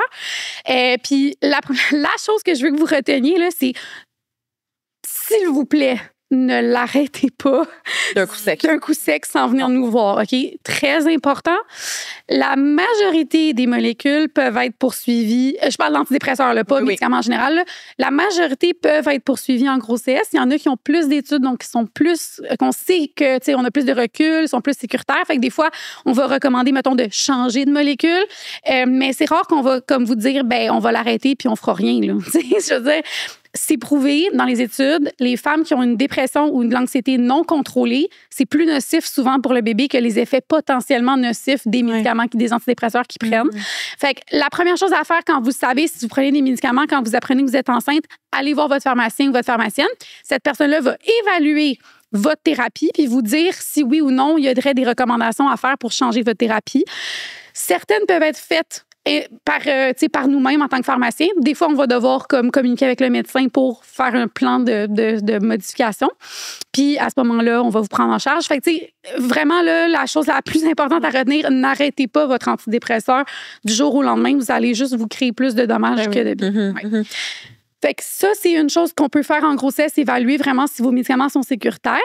Mettons que c'est Marie-Lou, 29 ans, qui tombe enceinte puis qui prend du vivant. Ouais. Ben c'est ça. Même chose. On va à ce moment-là évaluer, tu sais. Je dis 29 ans. Est-ce que c'était... J'ai 28. Ah. Non, mais juste pour confondre, là. C'est pas moi. Baby next year. Non. Fait que c'est ça. Fait que dans le fond, ça fait partie des choses qu'on va évaluer. Puis souvent, ce que je dis à mes patientes, c'est si vous pensez comme planifier une grossesse, allez tout de suite voir votre pharmacien ou votre pharmacienne parce que d'amont, on va pouvoir faire des changements. Puis, tu sais, c'est plus le fun faire des changements puis de pas trouver ce qui fonctionne quand t'es pas déjà enceinte avec une multitude de symptômes désagréables. C'est vrai. Bon point. Fait que oui, ça fait partie des choses qu'on peut évaluer. Puis, mais là, c'est juste, j'ai trop de questions. Je pourrais te garder pendant 6 heures. Mais là, je viens d'accoucher. Mais là, ça n'arrive jamais. Là, mais on va dire qu'on m'a pas parlé de contraception. Ça veut dire que je pourrais venir te voir pour avoir, mettons, une prescription style Micronor. Oui, c'est ça. À ce moment-là, on pourrait initier une contraception selon la situation de la patiente. Mais c'est très rare que ça arrive en post-accouchement. Apparemment, t'accouches puis ils sont comme, ça va être ton moyen de contraception. T'es comme, on peut te donner 2 minutes. C'est impossible que je fourre.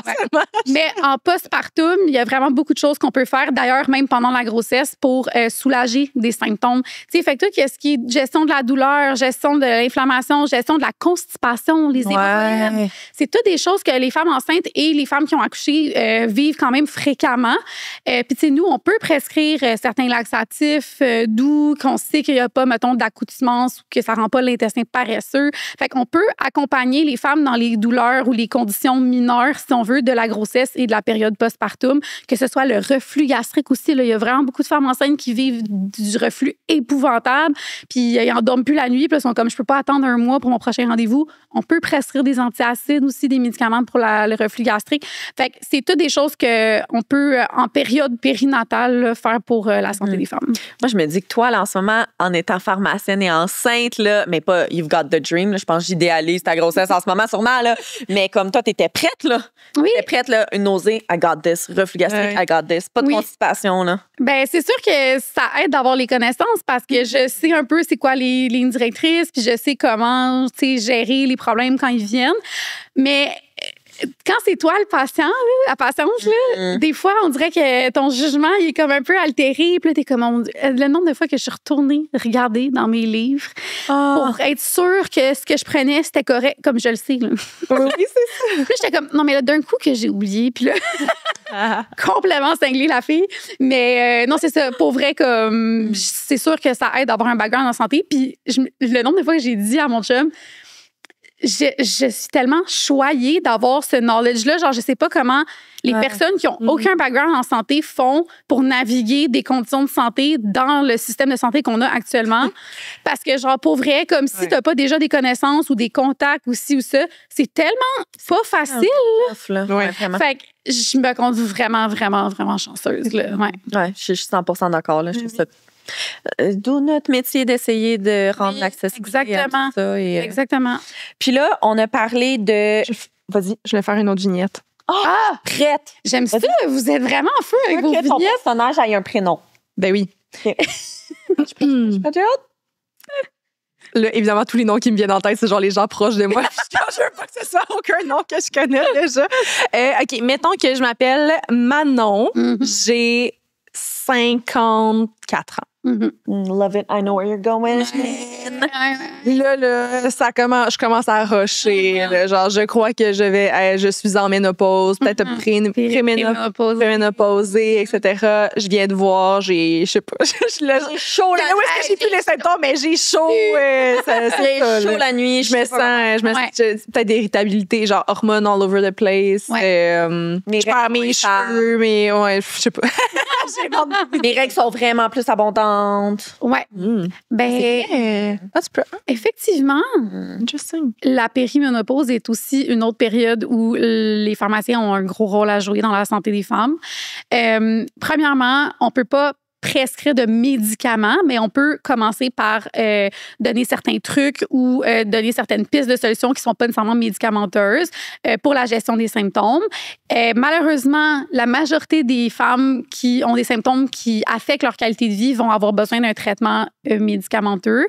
Puis d'ailleurs, ce que j'aime dire que les gens ne savent pas nécessairement, quand je parle de traitement médicamenteux pour la ménopause, les gens pensent tout de suite à hormones. Il existe des options qui ne sont pas des hormones. OK? Fait que, oui, les hormones font partie, c'est la clé angulaire du traitement la majorité du temps, mais il existe d'autres molécules comme par exemple des antidépresseurs qui vont avoir des effets sur les bouffées de chaleur ou l'humeur ou l'irritabilité qui donc vont régler le problème sans nécessairement qu'on soit obligé de se tourner vers les hormones. Fait que ça peut être une option intéressante pour les femmes qui désirent ne pas prendre d'hormones ou qui ont des contre-indications à l'hormonothérapie. Fait que nous, souvent, ce qu'on va faire, c'est qu'on va plus être en mode informatif. Là. Fait qu'on va te donner l'information sur, oui, ça peut ressembler effectivement à une péri ou une préménopause. Ensuite, on va présenter c'est quoi les options qui sont disponibles, que ce soit médicamenteuses ou non. Puis souvent, on va expliquer souvent là, les femmes, ils savent ils disent, mais mettons, toi, qu'est-ce que tu me recommandes de prendre ou qu'est-ce que je devrais demander à mon médecin de me prescrire? Fait que c'est là qu'on va regarder les options de traitement. Puis chaque option, c'est quoi? Ses bénéfices puis ses risques. Puis pour notre patiente, qu'est-ce que nous, on recommanderait en tant que professionnel? Fait qu'est-ce que dans son cas, oui, je vois une contre-indication à l'hormonothérapie ou j'en vois pas. Puis selon ses symptômes, ben moi, j'irai vers cette classe de molécules ou pas. Puis à ce moment-là, peut-être en discuter avec le médecin. Puis moi, l'exemple que je vois le plus souvent, ben, on va continuer avec Manon. Manon est allée voir son médecin qui a donné n'importe quelle médication, là, je dis n'importe quoi, mais Puis, ben finalement, elle a commencé à avoir des douleurs un peu articulaires un peu partout. Ça fonctionne pas. Elle se sent vraiment dépressive. Une fois que le médecin ou la médecin a donné une certaine médication, après, toi, tu peux-tu l'ajuster pour d'autres molécules? Fait que nous, ce qu'on peut faire, c'est qu'on peut ajuster la dose de la médication qui est prescrite. Par contre, si ça fonctionne vraiment pas, on peut faire ce qu'on appelle une opinion pharmaceutique. Donc, on peut envoyer un fax. On peut appeler, mais comme on n'appelle pas parce que, genre, on se fera jamais répondre dans un délai raisonnable. Fait que quand c'est quelque chose d'urgent, on appelle, mais quand c'est pas, malheureusement, une question d'urgence. Les courriels, ça leur tente pas? Ou? Non, il y a une question de sécurité aussi, là, ouais, de confidentialité et tout.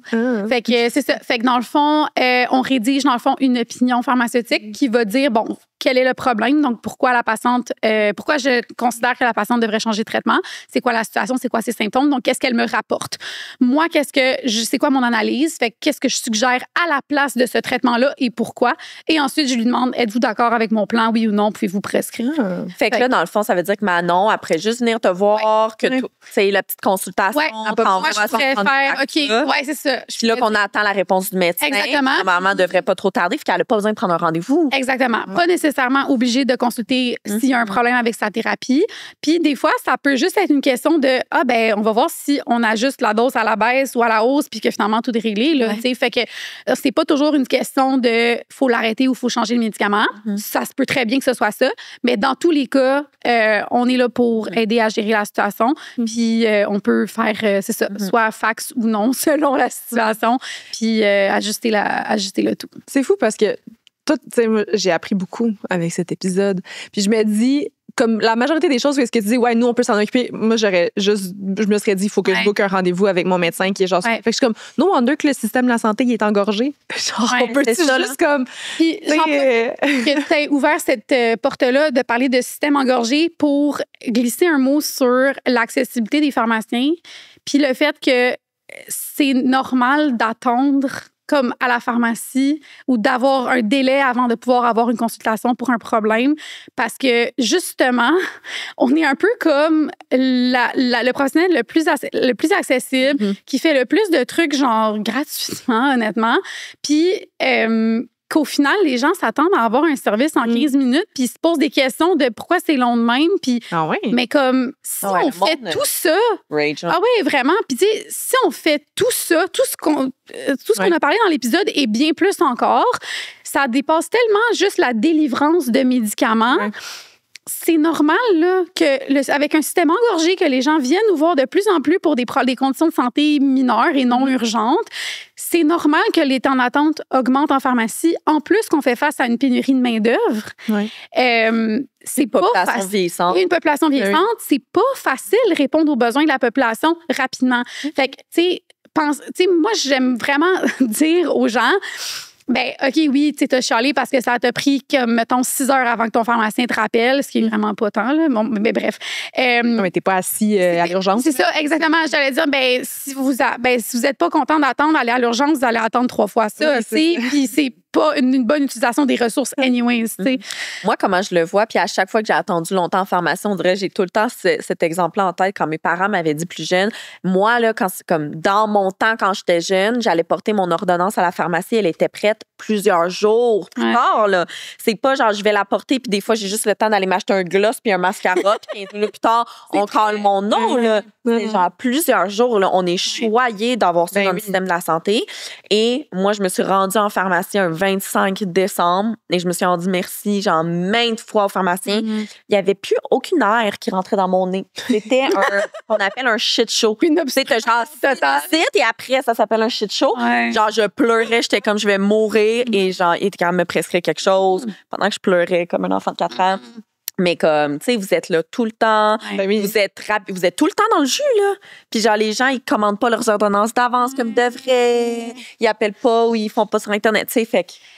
Ben, tu sais, pour vrai, comme je voulais pas faire un rant de ça, c'était vraiment Je l'ai juste fait pour toi. Merci, mais c'était vraiment juste pour comme que les gens comprennent que c'est normal d'attendre parce que on n'est pas des distributeurs de médicaments, on est un établissement de services de santé. Oui. Exact. Non, et gérez-vous, là. Ouais. Ça va Puis être en fait, correct. pour n'importe quel métier dans le milieu de la santé, le dentiste, physicien, médecin, pharmacien, je pense que le mot d'ordre serait juste, puis là, sans ventiler, là, mais juste que les gens comprennent que c'est pas parce qu'on est disponible là ou qu'ils ont un rendez-vous à 1 heure avec nous, puis qu'après on est en retard, que si on est en retard ou si ça prend plus de temps, mais c'est parce qu'on est en train de traiter puis aider une autre personne humaine. Exact. Qu'il y a des conditions parfois qui diffèrent à ce qu'on s'attendait ou qui ça va dans un. Qu'il y a un problème, une problématique rencontrée en cours de route. Mais exactement. Puis, tu sais, c'est ça que les gens, mettons, qui attendent en pharmacie, je pense que ce qui est différent, mettons, des gens qui vont consulter un professionnel, que c'est du rendez-vous one-on-one, ils voient, tu sais, mettons qu'ils voient que la salle d'attente est vide, ils sont comme, mais pourquoi j'attends? Mais tu sais, moi, je traite peut-être un problème de quelqu'un qui est au bout du fil ou que ça fait depuis hier qu'il attend mon aide. Tu sais, dans le sens que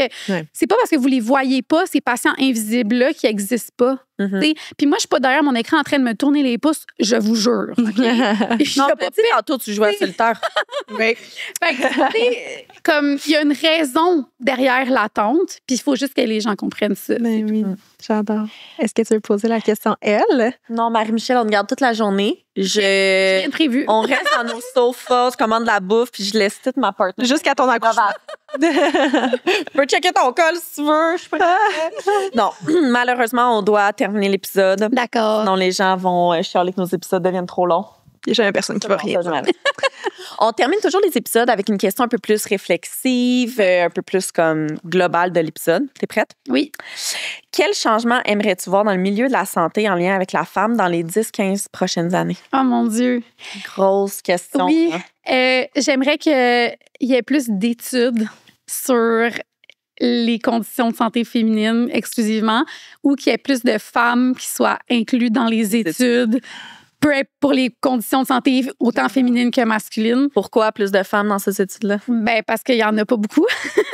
Puis parce que la majorité des études sur les grandes catégories de traitement ou peu importe sont faites sur des populations très masculines.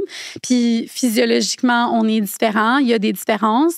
Puis même si les femmes ont des douleurs qui sont normales ou peu importe, ça explique pas le fait qu'on a encore très peu de solutions à des problèmes très banaux. Ben pas banaux, je dirais très communs. C'est ça. Exactement. Connus depuis des années, des millénaires. Fait que je pense que ça serait mon plus grand souhait. C'est vraiment que les études se centrent plus sur la femme en général, puis qu'on ait accès à une banque de données aussi fiable pour la santé féminine que la santé masculine ou la santé point. À chaque fois, je mettrais ça sur un chandail.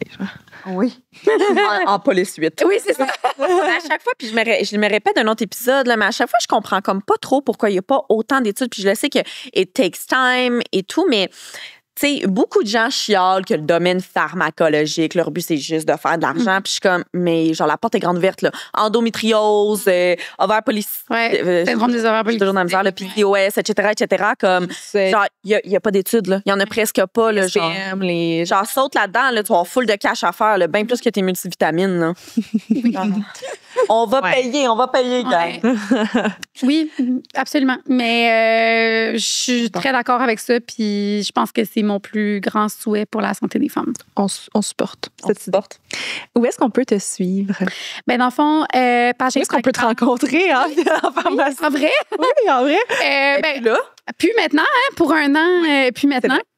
Mais je fais principalement des pharmacies sur la rive sud de Montréal parce que, dans le fond, je fais du remplacement. Là, je suis pas fixe à une pharmacie pour le moment, vu que le reste du temps, je suis consultante pour une bannière. Fait que, dans le fond, je fais un peu de hop and go, là. Mais sur la Rive-Sud. Et sinon, sur mes réseaux, c'est vraiment principalement Instagram, là, ma plateforme. Donc, comme j'ai dit au début de l'épisode, Journal d'une pharmacienne. Puis, dans les médias aussi, ça se peut que vous me voyez popper un petit peu partout. Je fais des entrevues médias, que ce soit pour des articles, des sujets d'actualité télévisés ou peu importe. Là. Fait que, voilà. Puis, si jamais vous avez aimé notre épisode, n'hésitez pas à lui donner un j'aime, à vous abonner, à donner 5 étoiles sur Spotify, Apple Apple Podcast, puis à nous suivre sur nos réseaux sociaux à Elle le balado. On te remercie grandement. Merci pour C'était l'invitation. super intéressant. Je suis vraiment contente. Je te souhaite un bel accouchement. Oui, En douceur. c'est vrai. Une belle rencontre, une belle petite poponne. Oui. Bye tout le monde. Merci. Bye bye. Salut.